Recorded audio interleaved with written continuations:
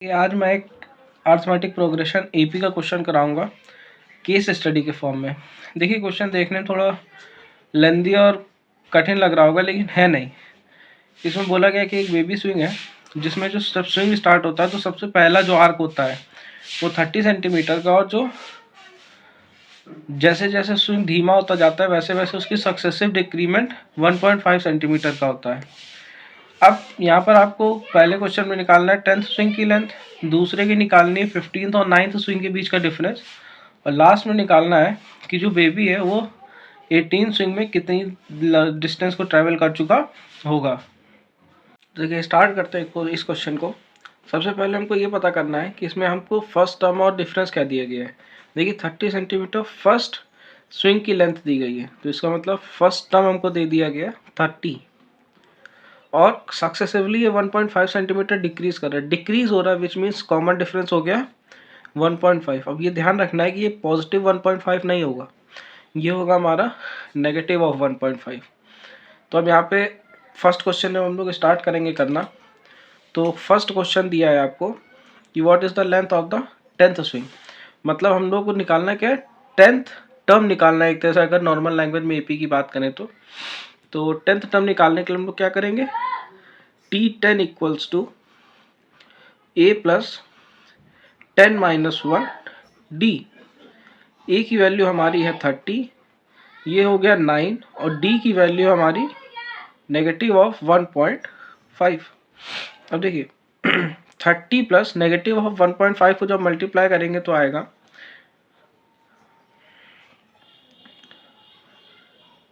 13.5, bracket open करा तो 30 minus 13.5, तो ये हो जाएगा आपका जाके 16.5। तो ये जो 10th स्विंग होगा बेबी स्विंग का, तो उसकी आर्क होगी 16.5 सेंटीमीटर। अब इसी तरह अब आपको होप कि ये फर्स्ट क्वेश्चन समझ में आ गया होगा, बेसिक था बिल्कुल, केस स्टडी के फॉर्म में था। अब सेकंड क्वेश्चन आ रहा है। सेकंड क्वेश्चन में बोला गया कि डिफरेंस क्या है 15th और 9th स्विंग के बीच में। तो सीधी सीधी बनाते हैं, difference between 15th and 9th swing. अब देखिए यहाँ पर जब सक्सेसिवली डिक्रीज हो रहा है इसमें 15th टर्म 9th टर्म से छोटा होगा, मतलब जो 15th स्विंग है वो 9th स्विंग से छोटा होगा। तो यहाँ पर T9 माइनस T15 लिखेंगे हम सीधे सीधे। देखिए a plus 9 minus 1 d minus a plus 15 minus 1 d।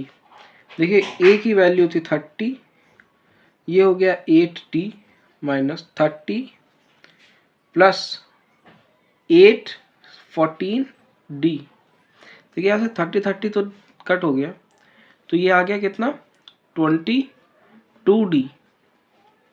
अब कॉमन डिफरेंस था आपका नेगेटिव ऑफ 1.5, तो 22 इंटू 5 110, और 22 1 सा 22 11 33, विच मीन्स ये डिफरेंस होगा आपका 33 सेंटीमीटर का। ये जो नेगेटिव साइन है ये आपका डिफरेंस शो कर रहा है, ये 33 सेंटीमीटर जो 15th टर्म है वो 9th टर्म से छोटा होगा।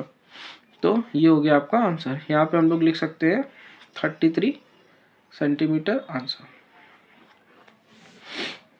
अब देखिए थर्ड पार्ट आया कि how far the baby has travel during 18 swings. 18 swings के तक बेबी ने कितना ट्रैवल कर लिया होगा। बीच में हमसे क्या पूछ रहा है, हर एक आर्क की लेंथ का सम। तो यहाँ पर डिस्टेंस ट्रेवल्ड, इसमें हम लोग लगाएंगे एसएन का formula n/2 2a plus n minus 1 d। देखिए 18th स्विंग तक का पूछ रहा है, तो यहाँ पर n की वैल्यू हो गई 18, a की वैल्यू आपको पता है 30, और d की वैल्यू आपको पता है नेगेटिव ऑफ 1.5। मैं यहाँ पे यूनिट्स नहीं लिख रहा हूँ।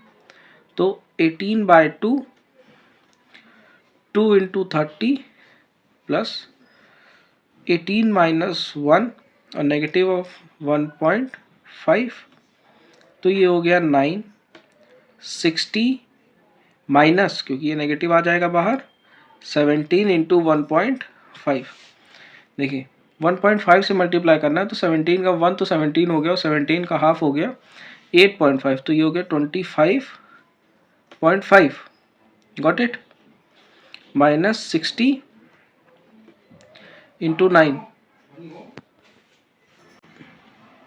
तो ये हो जाएगा 9 इंटू 34.5। इसका जब मल्टीप्लाई कर लेंगे तो 9 5 जो 45, 4 कैरी, 9 4 जो 36 और 4 40, 4 कैरी, 9 3 जो 27 और 4 31, तो ये हो जाएगा 310.5 सेंटीमीटर टोटल डिस्टेंस उसने ट्रैवल कर ली होगी टिल द 18th स्विंग। तो ये थी आपकी एपी की एक केस स्टडी जो कि काफ़ी इम्पॉर्टेंट है और काफ़ी देखने में कठिन थी लेकिन सॉल्व करने में बिल्कुल ईजी थी, कॉन्सेप्चुअल था।